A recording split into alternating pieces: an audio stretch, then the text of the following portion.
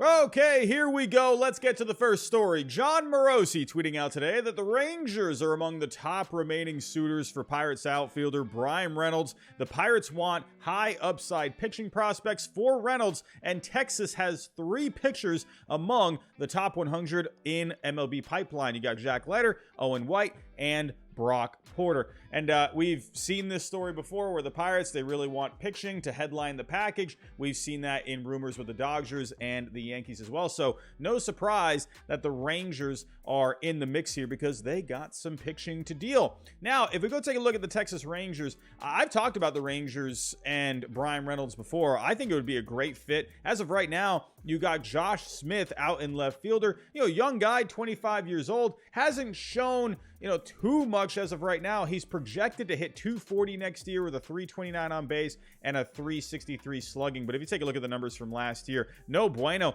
Didn't really do all that much across 253 plate appearances. So they definitely could use an upgrade. They've been adding pitching left and right this offseason, but man, a bat like Reynolds, what the heck am I saying? A bat like Reynolds, a switch hitter in this lineup, man, with Semien, Seager, Lowe, goodness, Garcia, this would be a great lineup with Bryan Reynolds in it. Now, if we go take a look here at Baseball Trade Values, the best baseball trade simulator out there. I have a package put together here. I would imagine leading the way in this. I know they want pitching prospects, but in terms of value, the Rangers, yeah, sure. You got Owen White, who's at $16.5 million as of right now, and then Jack Leiter. He had a tough season last year, so his value really dropped off. He's at 24.8. So they are, I think, going to have to include someone like Carter, who is their number 3 prospect as of right now. Evan Carter projected to make his arrival into the major leagues in 2024. So they got the pitching, but I definitely think they're going to need to include someone like him. Could you do maybe Josh Young? But I don't know about that. I think the Rangers probably want to hang on to him. I think they have a lot of hopes for Jack Leiter. That would feel a little premature to part with him. My goodness, this guy had so much hype coming in to the draft when he got drafted that year. I feel like they would like to hang on to him. Owen White is a guy, he is very close to being major league ready. I could see them being okay with parting with Owen White, especially if it got him a guy like Bryan Reynolds, who is right now at around $64 million worth of value. And why is that? Why is his value so high? Well, he's very good, first off, but he's under a lot of contract control, and he's very cheap as well. You're not really paying him all that much per year. So I think for the Rangers, this could make some sense. Yeah, you're going to have to probably part with a guy like Carter, but they got the pitching to get it done. And we'll have to just wait and see what ends up happening here with the Rangers and the Pittsburgh Pirates. But I do think it would be a great fit. For the next story, the Mets are interested in Trey Mancini and Adam Duvall, as well as Andrew McCutchen. Well, they just lost out on Carlos Correa. That was a tough blow, but the Mets, they're still out there. They're looking for a bat. And I think one of these guys could be a pretty nice compliment to this team. As of right now, you have a left-handed hitter in Daniel Vogelbach at the DH spot. I feel like one of these guys can end up being a pretty decent option if you were to go with a lefty-righty platoon. When it comes to these 3 guys, I really like Trey Mancini. This is a guy, he can play some first base, he can play some outfield. Andrew McCutchen, at this point, he's really, if anything, just a left fielder. He can go out there, he played a little right last year, a few games out in center, but when it comes to Andrew McCutchen, you're looking at, not great defense overall. If anything, he's more of a left fielder. And then Adam Duvall, this is a guy that can go out there and give you some pretty good defense. He can play some center field. So in my opinion, I would either go with Trey Mancini or Adam Duvall. The thing with Duvall, he's very intriguing because this is a guy had 38 home runs a couple of years ago and 113 RBIs, a 491 slugging. So with Duvall, he did miss some time last year, limited to 86 games, but that kind of a power bat as a righty bat, pair him up with a Vogelbach, I think that could be pretty interesting. And then with Mancini, you're just going to get, in my opinion, an all-around pretty solid player. This is a guy, good with the teammates. He has a bit of a relationship with Buck Showalter as well during his time with the Orioles.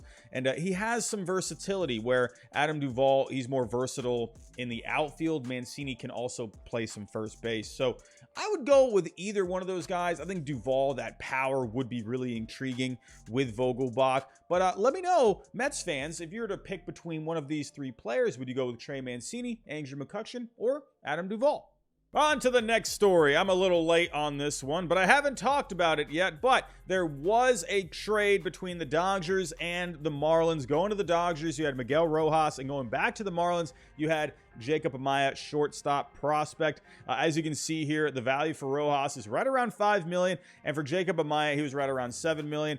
Sure, a bit of an overpay, but for the Dodgers, they needed another infielder here. They needed another glove, especially with Trey Turner heading to Philly. And with Rojas, you're getting a very good glove. And for the Marlins, I actually really like this. I'll talk about this in just a second, but Amaya, I think, was a really solid pickup for them. But let's talk about the Dodgers first. As of right now, it is projected that Gavin Lux is going to be the shortstop. But with Miguel Rojas, if anything happens with Gavin Lux, if he ends up not really responding, to being that full-time shortstop on a day-to-day basis, at least with Miguel Rojas, you're not going to get a whole lot of bat with him, but you're going to get a really good glove, a dependable glove out there. So I do like this pickup for the Dodgers. I think it just kind of solidifies their team a little bit more. Miguel Rojas was a clubhouse leader with the Marlins last year. I think he's going to bring some good chemistry to this team as well. Now, let's talk about Jacob Amaya here. Still a prospect, but a young shortstop prospect who's good in the field. He's going to give you some decent speed. He's going to give you a pretty decent hit tool. The power on Fangraphs, they're saying game power at 30, which is pretty miserable, and the raw power only at 40. But if you take a look at Amaya at his numbers from last year, between AA and AAA, he hit 261 with a 369 on base, 426 slugging. That's not amazing by any means, but he had 17 home runs. And what I really liked about him was the strikeout to walk ratio was really good. 112 strikeouts and 81 walks last year. That is really solid. Jacob Amaya, as of right now, he is the number 13 prospect in the Marlins system on MLB Pipeline, but I think he could end up being a pretty solid player for you down the road. I mean, Miguel Rojas wasn't getting any younger. He's almost 34 years old, and you're getting a young shortstop here. And another thing with Jacob Amaya, and the one thing about his defense out there is it's not just that he's an athletic guy. He's got a little bit of speed with him, but he's known for his high IQ, and he's got good hands. He's got good feet out there. I really like this pickup for the Marlins. I think that was really good, because really, what was the point of keeping Miguel Rojas at this point? There were a lot of teams showing interest in him. The Red Sox were another team that have been looking for an infielder, so they missed out on him. But, for the Dodgers, this is another reason why the Dodgers are just so dangerous when it comes to making trades, is because they have just so much depth in their farm system where they could give up someone like Jacob Amaya and they won't really even feel too much of a sting. And for the Marlins, hey, they reap the benefits. I think this is a really good trade for the Marlins. I mean, when you look at the numbers, yeah, they win the trade in terms of numbers. But no, I like this more for the Marlins. For the Dodgers, it'll be good for the short term. But hey, for the Marlins, they could have gotten themselves a future shortstop. And I like it a lot. And for the last story in this video, we got the Marlins and the Twins talking trade, talking Pablo Lopez, Max Kepler, Luis Arraez has come up as well. This is all according to John Heyman. Now, I have talked about the Twins getting Pablo Lopez, and I think that would be a great fit. Now, if you take a look at the rotation as it is right now, I mean, it looks okay on paper. It's not an amazing blow you away kind of a rotation, but pretty solid. Sonny Gray, Joe Ryan, Maile, Maeda's coming back from Tommy John. Bailey Ober showed some promise last year, but I feel like they need someone at the top here. I see a good amount of threes in this rotation. Pablo Lopez to me is just a good solid 2 in a rotation. And I just think that is something the Twins need. Someone near the top of this rotation.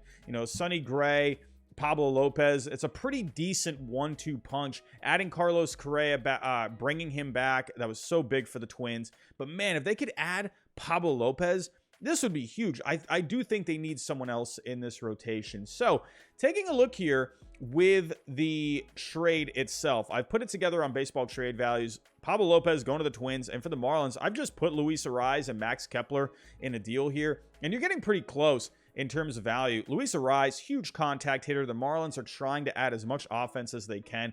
I would love Luis Arraez on the Marlins. I think that would be a great bat for them. And then Kepler, here's the thing with Kepler, you're not going to get a lot of stats, a lot of surface level numbers with Max Kepler, but taking a look here, you got a lot of reds here on StatCast. Max Kepler, I think, just put him in a different environment, and this guy could end up thriving.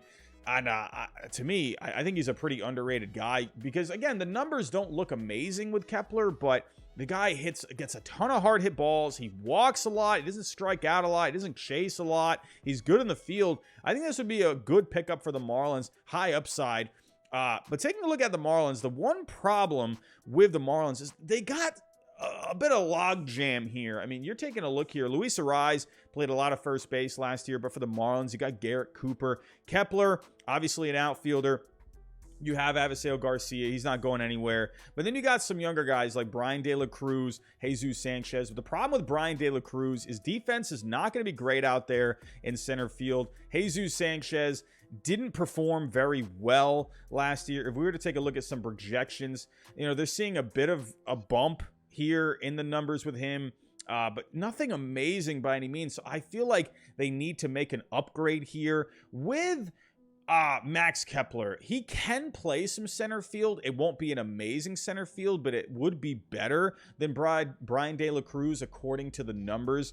Again, he's more of a right fielder, but he can play some center field. So that is one thing that you can keep in mind. But with Luis Arraez, where do you put him? He can play some other positions in the infield, but you got Segura at third, you got Jazz Chisholm at second.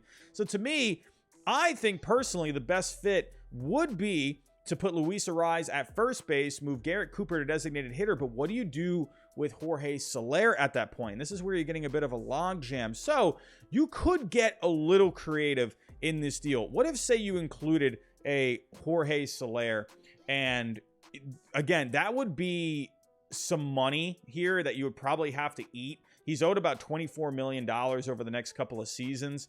But with Jorge Soler and the Marlins, maybe the Marlins could eat some money. So let's say here, I don't know, maybe you could pay $10 million, send it to the Twins. So you're taking a look here.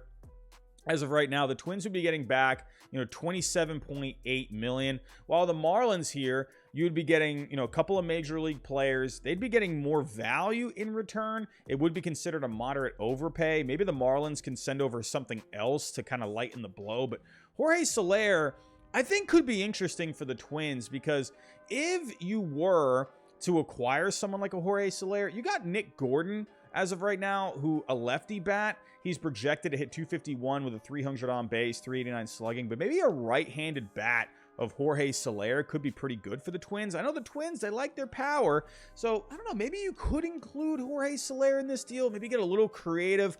I think the Twins, hey, they just paid some money, to Carlos Correa. Maybe they could take on a little bit more with Soler. Maybe the Marlins could eat a little bit. I'm not saying this is the trade, but maybe something creative like this could get done. But obviously the big piece would be Pablo Lopez. I think this would be fantastic. Let me know what you think down below in the comments. Do you think the Twins would be a good landing spot for Pablo Lopez? What do you think about the Marlins? Would you be okay, Marlins fans, with getting Luis Arraez, Max Kepler? What would you do with this trade? Let me know down below in the comments, and let me know all your thoughts of everything I've talked about in this video. But that's all I have for right now, everyone. Thanks for watching, and I'll talk to you next time.